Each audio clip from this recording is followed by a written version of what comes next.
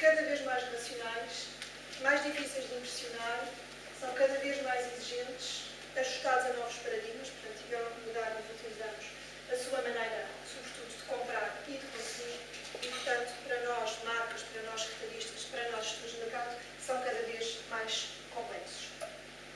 Depois, por outro lado, temos os produtos e temos as lojas que fazem parte de todo o processo de compra e, portanto, estas lojas e estes produtos moldam-se às novas tendências, adaptam-se às novas necessidades dos consumidores, criam-se novos formatos e novos conceitos e, portanto, cada vez mais as lojas e os produtos têm que ser surpreendentes, portanto, têm que surpreender, mas esta surpresa é cada vez mais difícil. O ato de compra tem que passar a ser claramente uma experiência. E aqui, esta experiência, temos que pensar que cada vez mais a compra é feita para além da loja física, portanto, a loja deixa de ser um bocadinho onde tudo começa e onde tudo termina. E então vou-vos mostrar alguns dados evolutivos de todos os estudos de shopping que nós temos feito nos últimos anos e que vemos aqui com anos tão próximos como na realidade a informação muda tão rapidamente num curto espaço de tempo. A visita à loja é cada vez mais frequente, é feita em cada vez menos tempo e se nós compararmos 2003 com 2015, 30% fazia compras aqui do grande consumo, 30% mais do que uma vez por semana. Neste momento, os dados deste ano apontam que mais de 50% dos consumidores vai à loja mais do que uma vez por semana. Se em 2008 estavam numa loja cerca de 40 minutos, neste momento estão numa loja cerca de 20 minutos. Portanto, aqui um decréscimo para metade do tempo.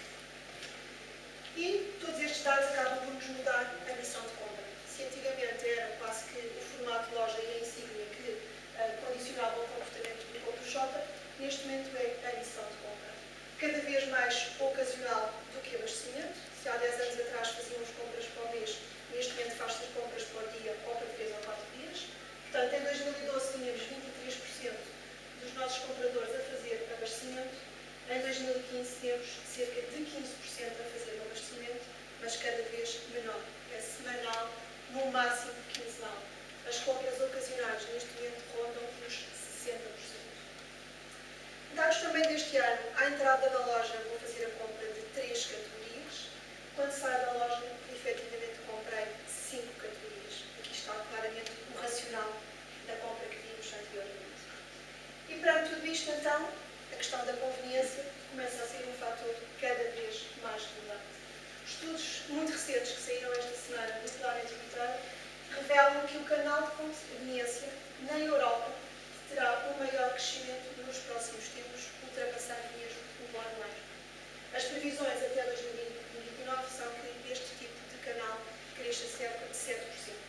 Aqui temos 3 exemplos de lojas de conveniência que em Portugal têm crescido claramente, portanto, lojas mais pequenas e claramente de proximidade e conveniência.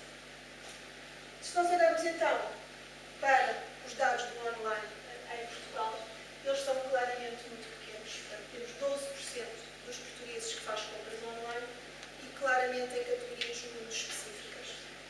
Sobretudo vestuário, portanto, quase 40% destas compras online são vestuários, 35% de livros, 18% de calçados e aqui no fim da tabela temos os supermercados com compras de 11%.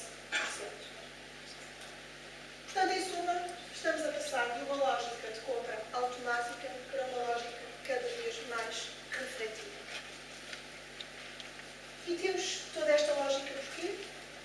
Por algo que acontece cada vez mais frequentemente, que são as promoções. E então, o que é que os consumidores portugueses fazem e preferem a nível de promoções? 57% admite que compra promoções, 36% procura informação sobre as promoções, 34% escolhe a loja com base na promoção e 33% planeia a compra pela promoção. E que promoções é que os consumidores querem? Preço, preço, preço. 87% quer o pack com mais quantidade pelo mesmo preço, 85% quer redução de preço na embalagem habitual e depois com percentagens menores, mas também relativas ao preço, 51% quer o pack com oferta de produto e 49% quer o desconto imediato na caixa. E porquê a importância das promoções? No último ano, a venda promocional no grande consumo ultrapassou 1/3 do valor total das compras, sendo 3 categorias que aqui acabam por ter um grande impacto: iogurtes, azeite e cervejas. Mas quando se faz a análise das promoções, os dados indicam que metade das promoções não são rentáveis. E aqui claramente com grandes diferenças em termos dos vários tipos de categorias. Cuidado pessoal é claramente rentável, perecíveis e iogurtes claramente não é rentável, aqui quase que os dois opostos.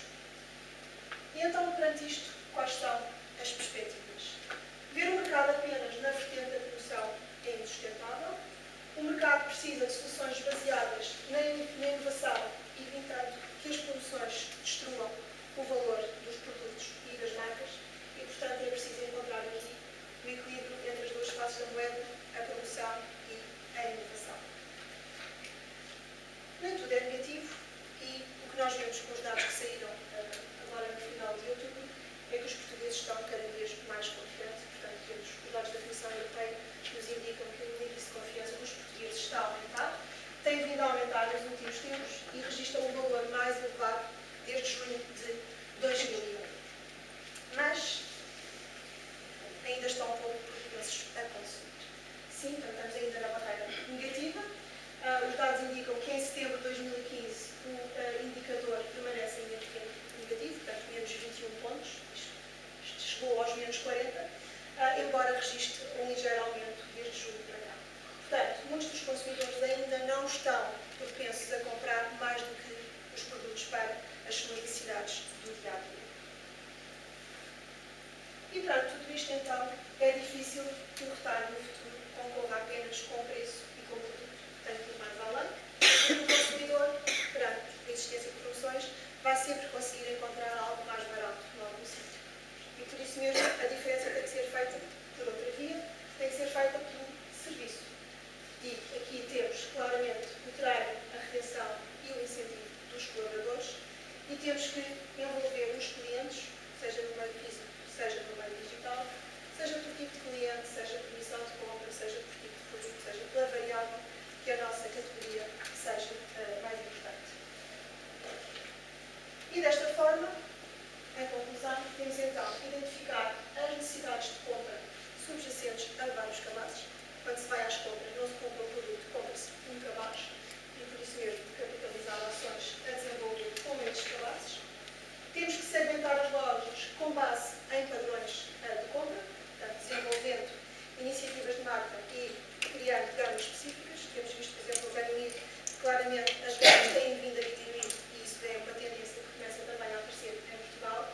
E temos que trabalhar em termos de afinidade de produtos, ou seja, gerir pacotes promocionais de cross-selling e criar no ponto de venda, que continua a ser cada vez mais importante, displays e layouts adequados.